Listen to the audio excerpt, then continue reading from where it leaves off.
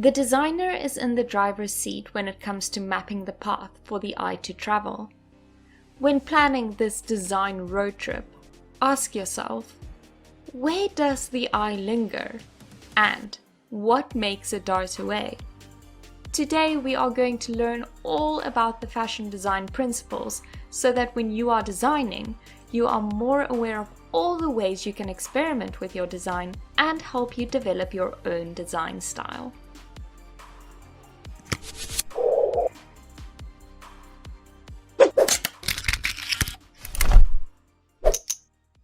Hi everyone, I am so excited that you have decided to join me for this lesson. It is really going to be a good one. So today we are going to look at what the design principles are and the important role it plays in the fashion industry. We are also going to look at each principle in detail, and this will help you to create designs that are great. Last but not least, we are going to analyze designs to help you figure out what elements and principles reflect your style the most. Welcome to Lesson 5 titled Delve into Design. If you want to be a designer who creates amazing and visually appealing designs, then this is the perfect lesson for you. What are the principles of design? Why is it so important and how do they work? Stick around and all will be explained. As I've mentioned in the previous lesson, the elements and the principles of design can be described this way. When baking a cake, the principles of design is the process of the recipe, so the directions you use, and the elements of design are the ingredients. The directions are flexible and should be interpreted within current fashion trends. The elements, or raw ingredients, can change the taste of the cake, or in your case, the garment. The principles of design are guidelines which assist the designer to understand and use the elements of design in an effective way. From the challenges and the assignments, I can see you guys know what the elements of design are, but just to refresh your memory, they are line, shape, space, texture, and color. But now, with the help of the design principles, we are going to learn how to use these elements to create designs that are creative, fresh, appealing, and out of this world amazing. In order to create these amazing designs, it is important to use the design principles that are pleasing to the eye. In fashion design, these principles apply to both the garment's basic structure and its decoration. If you have ever played a sport, then you will know that there are some fundamental rules you have to follow to be successful. For example, if you play football or soccer, then you know that one of the rules is that you have to kick the ball into the opposing team's goal to score a point. Obviously, you can just kick the ball around the whole time, but you will definitely have a much better chance at winning if you do follow these rules. The principles of design are a lot like the rules of sport. The principles of design are the rules that artists and designers use to create visual compositions. Designers use this to make sure that whatever they are designing accurately and effectively delivers their intended message and vision. Are you ready to look at the principles of design in more detail? If you do a quick Google search and type in the design principles, you will notice that there are roughly a dozen or more, but for today we are going to look at the main principles. In fashion design, there are 7 important principles of design. These are proportion, balance, rhythm, emphasis, contrast, harmony, and unity. When drawing a design, you need to think about a lot of things like who you are designing for, what type of garment you are developing, the design elements, and for what particular season or seasons. To do so, the principles of design must be properly applied and executed. We are going to look at each principle in detail now. First, we have proportion. Proportion is the comparative relationship between distances, sizes, amounts, degrees, and parts. It can be applied to one-dimensional lines, two-dimensional shapes, and three-dimensional forms. Spatial characteristics have very little meaning unless they are compared to something else, Therefore, the main idea of proportion is in relation to. Take your fashion figure you created last week as an example. Sometimes a single part of the body may seem well proportioned, like the legs of your figure, but if its shape and size is inconsistent in relation to the rest of the figure, the whole figure seems to be out of proportion. The following example is a sleeve which is so large it overwhelms the rest of the dress. In this case, the dress is considered to be out of proportion. So, what can we do to create a proportionate design? First, we need to lengthen the skirt. This way, the sleeves are balanced by a longer skirt with a little bit more volume. Do you agree that this new improved design's proportions are better? Please note that parts of a garment that are too small may also be disproportionate. It is not only when something is too big. So, what does this mean for fashion? Proportion in fashion design is the size relationship of each of the spaces within a garment to one another and to the whole design. Proportion invites exploration of parts and wholes. It is important to note that the most beautiful application of proportion seems to have a slight deviation, those that are unequal that defies precise analysis. Proportion is very important to the eyes as it will determine whether the design will appear to be pleasing and harmonious, and that is exactly what good designs are expected to be. It is a question of what makes proportions pleasing or ugly. These, like any other ideas of ugliness and beauty, are subjected to personal or cultural preferences, but some guidelines have proven acceptable throughout many centuries and in many cultures. These guidelines or proportional formulas have been labeled as the golden ratio or the golden mean. This proportion, approximately equal to 1 to 1.618, seems arbitrary, but can be found everywhere, like art, especially in architecture, plants, and nature, as we can see in this image. The golden ratio can easily be described by this rectangle. Basically, the rectangle can be divided into two smaller parts, as you can see in the image. One part is B to C, and this is the smaller length, and the larger length is A to B in this case. And A to C is the sum between both lengths. Let's look at an example. In this design, I have applied the golden ratio, 5 to 8, the standard formula. If you divide the design into 13 equal parts, because 5 plus 8 equals 13, you will find the perfect breakpoints at section 5 and section 8. Please refer to my image to see these breakpoints. In my little design, I have created an asymmetric design using both points. The golden ratio is the proportion that is the most pleasing to the eye. Unequal proportions can be more interesting though and creative than equal proportions. Standards of proportions change with fashion cycles and trends along with the evolution of silhouettes. Like anything in fashion, do not be scared to break the rules. The golden ratio is not the only way and should not be adopted as an absolute rule. It is only a general rule that aims to please the eyes. Lots of beautiful clothes are designed where the rule has been deliberately ignored. The next principle we are going to discuss is balance. Think back to your design elements lesson. Do you remember the difference between the shape and the space? The shape is the outline and the space is within that outline. Now, balance is how the internal spaces of a shape work together. The surface of a design may be broken up by style lines, color blocking, trims, different colors, different textures, or prints. Just like proportion, for a design or a garment to be pleasing, it has to be balanced.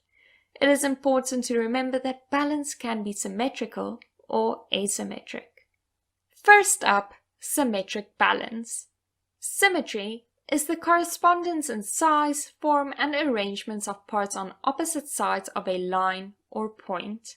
When it comes to symmetric balance, the design and the design details are divided equally to create a centered balance. This means that both sides are the same. Symmetric balance is the easiest and also the most logical way to create stability in design. Therefore, it is the most commonly used in fashion design. They also tend to be the simplest and least expensive to produce.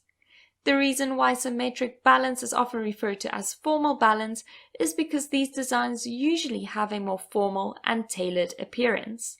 A design with slight deviations, for instance when minor details are not alike on both sides, like the jacket we see in the image, it has buttons on the one side and buttonholes on the other side, and it also overlaps, it is still considered to be approximately symmetric. Because symmetrical designs can be a little bit boring, the use of fabrics, rhythm, and space in design is essential to make it a little bit more exciting. Asymmetry, on the other hand, is the lack of symmetry. Asymmetric balance is when the design and the design details are divided unequally from the center. This means the design looks different on each side.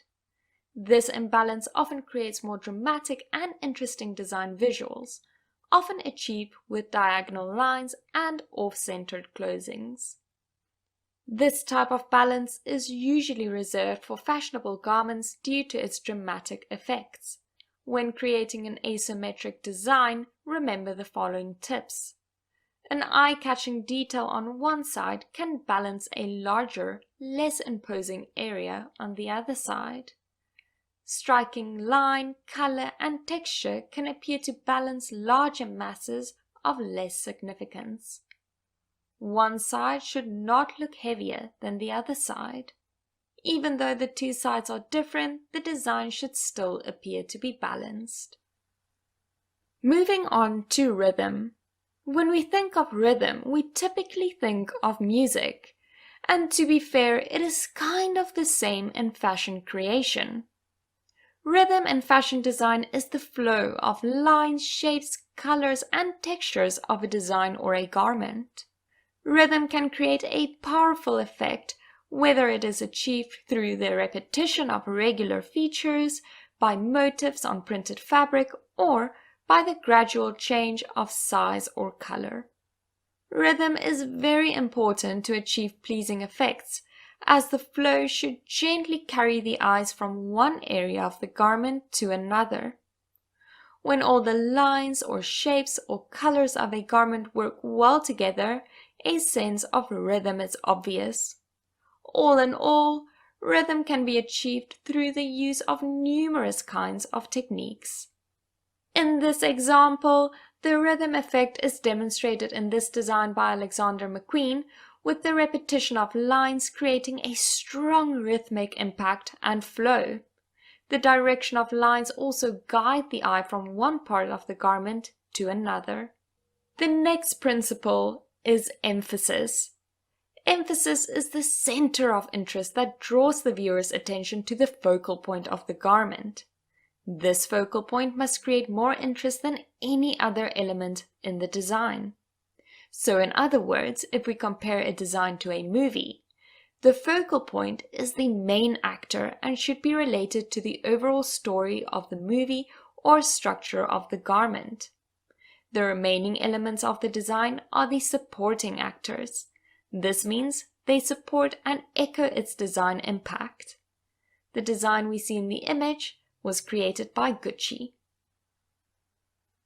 A good design should highlight the important features of the body and draw the attention away from areas that we are insecure about.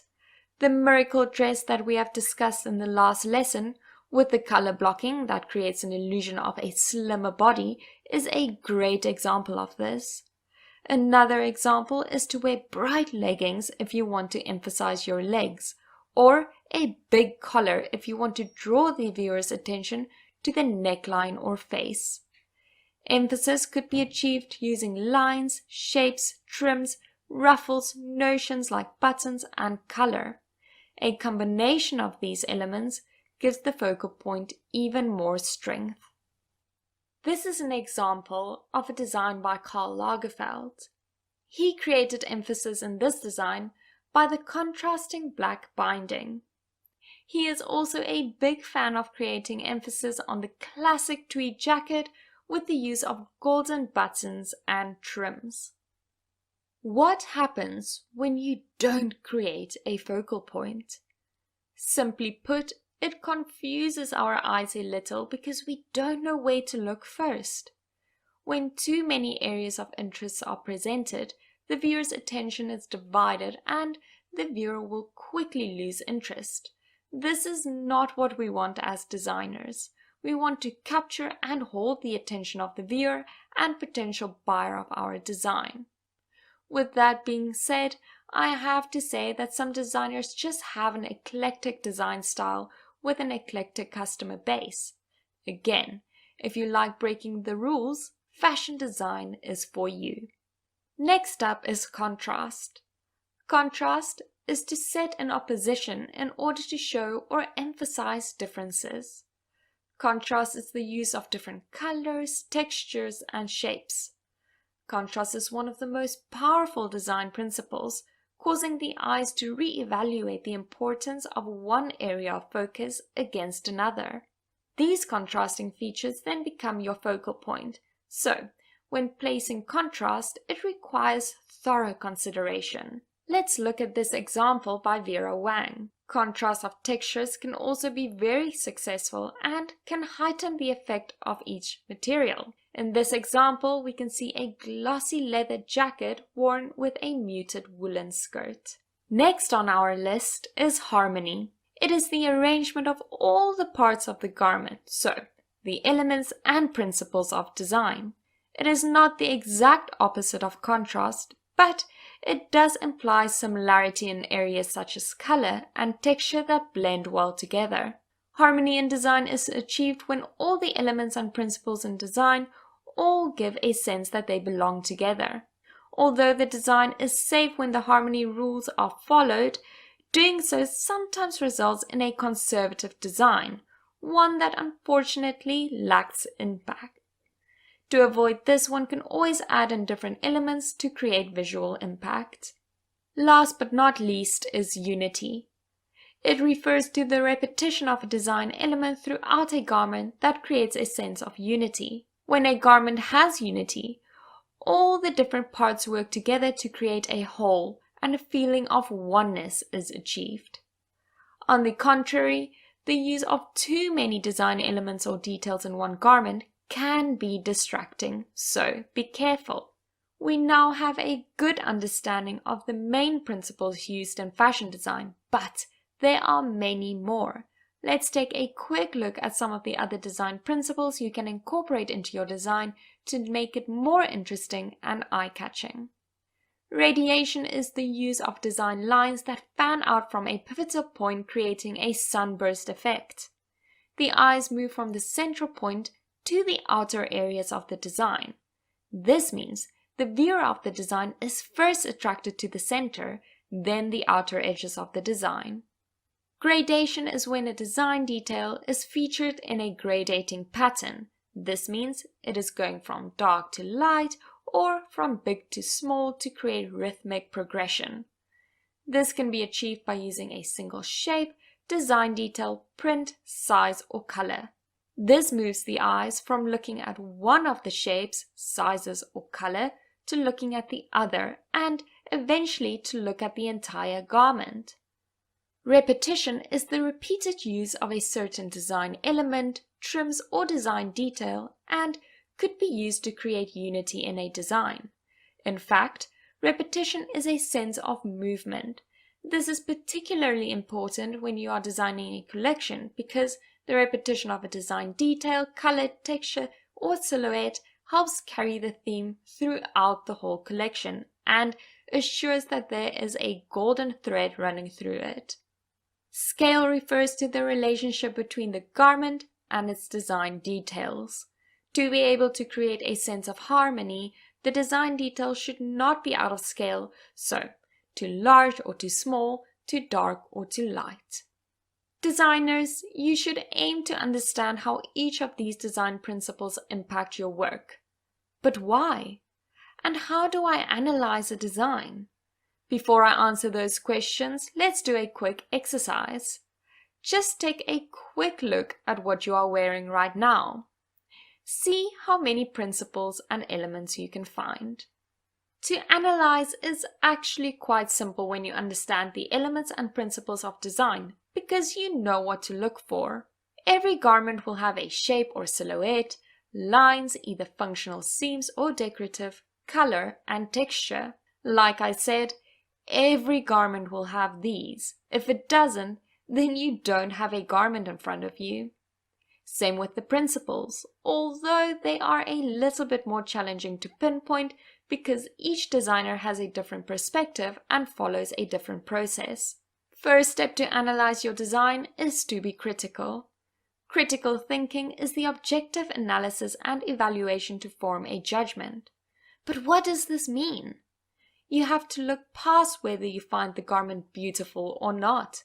Instead, break it apart and determine and analyze the use of each element and principle. You might be wondering, why on earth is it important to analyze designs? First of all, by studying how other designers have implemented these ideas can inspire you. It will also help you recognize what you like and dislike as a designer. This will help you to develop your own design style. For example, I took a few of my favorite designs and analyzed it. And when I compared my notes, I realized that they had a few things in common, like the tense silhouette, lots of volume and frills, natural colors, and lightweight fabric. Knowing this, I developed my own style working with my favorite elements and principles. And when you know your design style, you can more easily determine your target market. By analyzing your own designs, you can better determine whether or not the design is successful and quickly find ways to improve it. I am sure you guys are a little bit tired of all the theory I have thrown your way, so let's do something fun and look at some examples. This will hopefully help you understand the analysis process more and inspire you. Also, who doesn't like looking at amazing clothes? Let's look at our first example by Fendi. So, when we look at the proportion, we can see that there is some deviation. This rectangular silhouette is oversized and the same length as the skirt underneath. Because it is very close to being a symmetric design, this garment has a formal balance. The white binding is a great way to create emphasis and also guides the eye. This also creates contrast in the design. When we look at scale, we can see that the bow tie is bigger and not in proportion, but this makes it a bit more interesting. Overall, I would say that all the elements in this design creates a sense of unity. Do you like this design? Is there any detail or certain element that stands out to you? The next design is by Galliano, and straight away we notice the lines. The fact that they are diagonal and pointing downwards create movement and guides our eyes to take in the whole garment. Even though it is a rectangular shape, the diagonal lines create some sort of slimming effect. Don't you agree? Unlike the previous example that had a little deviation in balance, John's design is 100% symmetric. This means it has a formal balance. The rhythm and flow is created by the use of lines that we have already discussed, but also by the repetition of the frills. In this example, contrast is between the textiles, so the transparent lace, and the frills that seem to be made out of a darker and possibly different fabric. Harmony is created by using one color just of different values. Again, all the elements and principles work together to create a feeling of oneness. How do you feel about this design? Is it similar to your design style? Next up is another favorite of mine. This dress is by Marchesa and you probably know this already, but it has a full silhouette. This is our first example of an informal balance because of its asymmetry. I would say that the prominent element is the embellishments on the shoulder because of the different colors and textures. The change in size of flowers also creates some kind of rhythm, creating flow in the garment. Gradation is achieved by the ombre effect of the skirt, going from dark to light. Due to the monochrome color scheme, Marchesa has created a sense of harmony because all the elements and principles seem like they belong together. Out of all of the examples, this one is most like my design style. Do you like it? Is it similar to yours? The last example for today is this design by Balmer. You can see that there is some proportion deviation as the shoulders are exaggerated. This is another example of informal balance. Rhythm is created with the multiple lines woven together and really creates a sense of movement. This is also a great example of contrast. The white really stands out from the black, which is why the white part of the design is the focal point. The lines and contrasting color scheme creates a feeling of unity and oneness, don't you agree? Out of all of the examples, which designer style do you like the most? Pop your answer into the Morpheus chat box. I am pretty curious to find out which one is your favorite. Have you ever wondered why some garments look nicer in some fabrics? Or have you ever tried to make something but didn't know what kind of fabrics to buy? Well, in the next lesson, we will look at the different properties of fabric and how it will influence your design. Titled Facing the Fabric, this lesson will equip you with the knowledge that will help you bring your vision to life exactly how you have imagined it.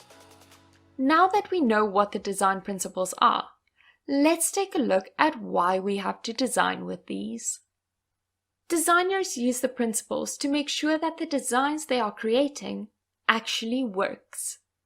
These principles are also used to determine whether a design is successful or not. If the principles are used well, it will succeed in fulfilling its purpose. The goal is to communicate your message to the viewer of the design by using the design elements and principles as your language. Generally, a good design is achieved when the elements and principles of design work together harmoniously.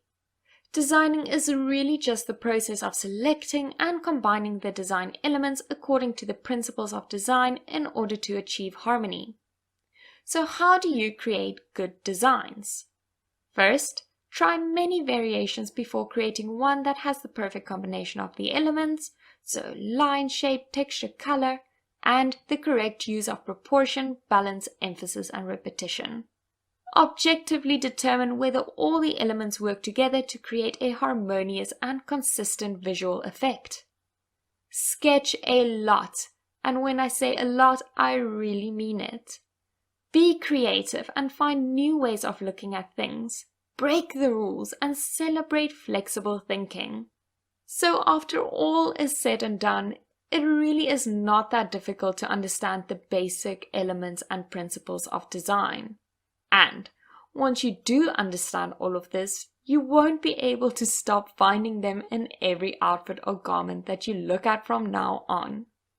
By practicing the principles and elements of design, you can save a lot of time, and after a while, using the principles and elements to guide you during the design process will become second nature. Today's challenge involves a little bit of research, design analysis, critical thinking, and creativity.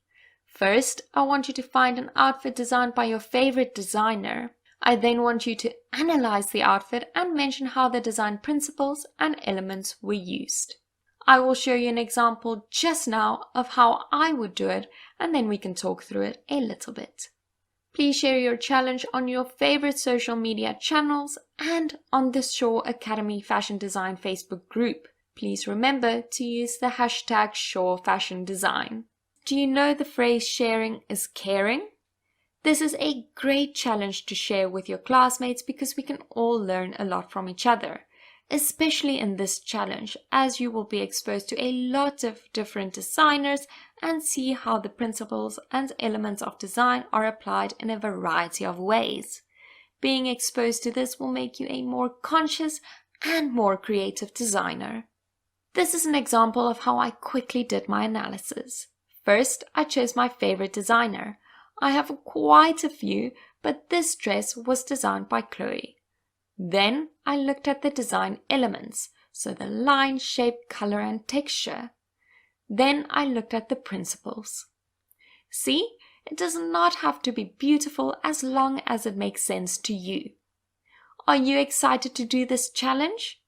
You will be amazed how well you can identify all the elements and principles of design. A quick tip, source a few of your favorite looks and compare your notes, like I've mentioned before, to help you determine which elements and principles you like the most.